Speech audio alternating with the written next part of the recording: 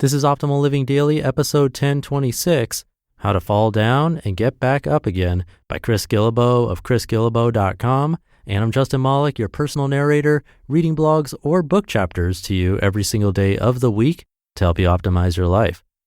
Before we get to the post, this episode is sponsored by BetterHelp. BetterHelp offers online counseling and therapy with licensed therapists from wherever you are and around your schedule. BetterHelp is not a crisis line. It's convenient, affordable therapy through text, chat, phone, or video. And we've got a special offer for our listeners. Try BetterHelp free for 1 week and start communicating with a therapist in under 24 hours. Visit betterhelp.com/optimal to get started. That's betterhelp.com/optimal. For now, let's get right to it as we optimize your life. How to Fall Down and Get Back Up Again by Chris Guillebeau of chrisguillebeau.com. This is a lesson on how to look absolutely ridiculous in front of a crowd of strangers and how to recover as gracefully as possible. Well, let's clarify that a bit.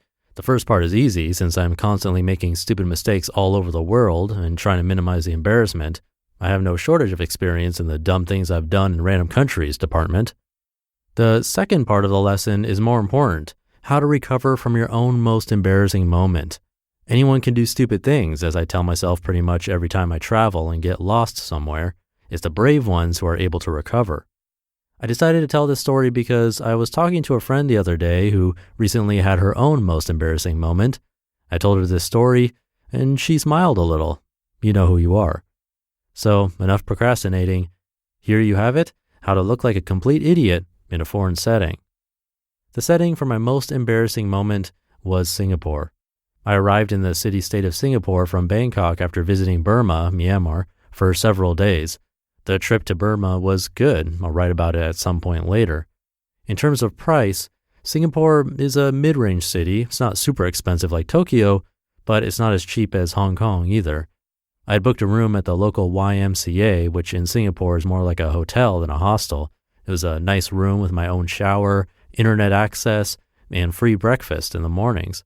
I spent the days wandering the city like I always do, and just as in Hong Kong, a lot of the wandering in Singapore takes place in malls and connected shopping centers.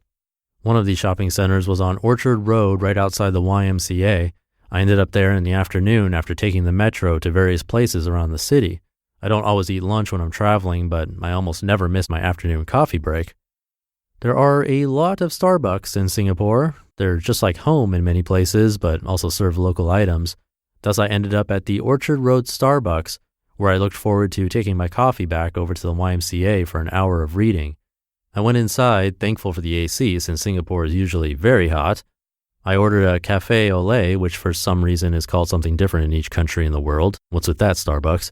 And picked it up from the counter. Then, a funny thing happened to me on the way out of the building. A glass door came out of the middle of nowhere and walked right into me. Some of the many observers who witnessed this attack might say that I walked into the glass, but I'll always know better. It was a fully transparent glass door, and I swear it just appeared there all of a sudden.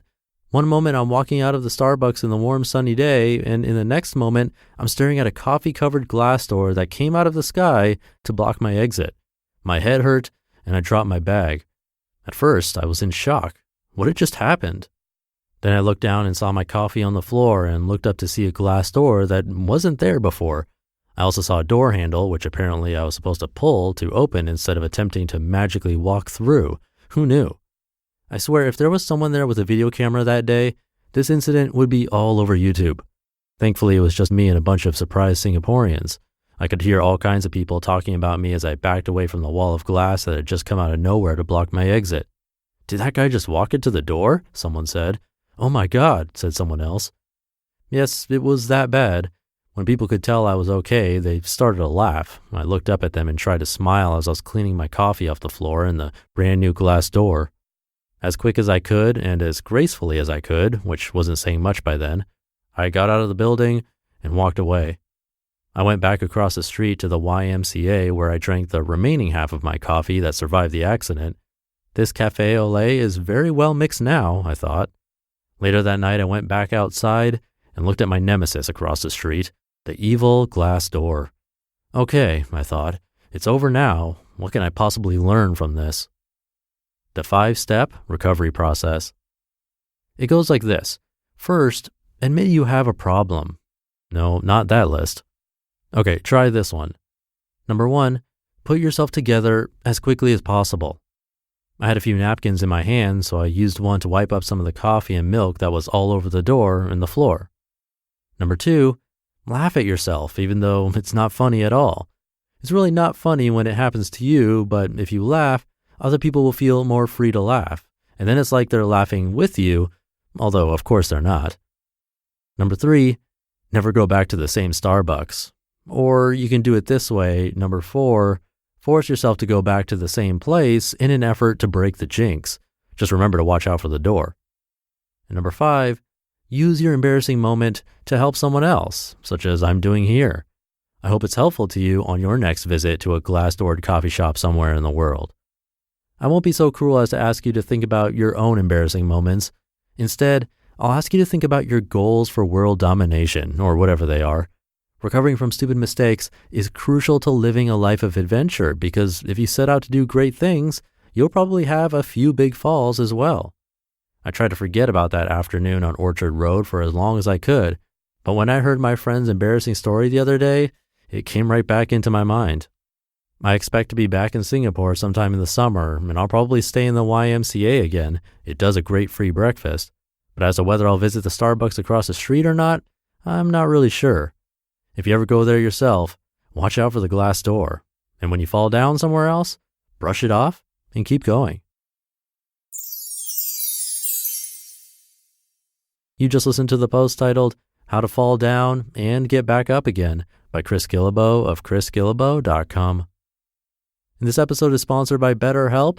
BetterHelp offers online counseling and therapy with licensed therapists from wherever you are and around your schedule. And therapy can help improve your life in many ways.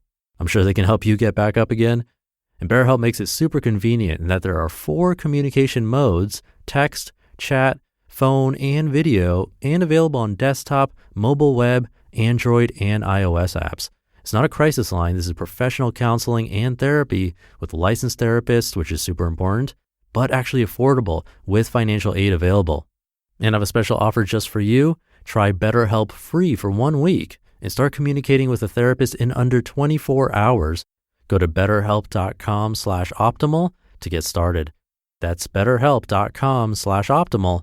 And a big thank you to them for sponsoring the podcast. I'll leave you there for today. Have a great rest of your day. And I'll be back tomorrow reading to you where your optimal life awaits.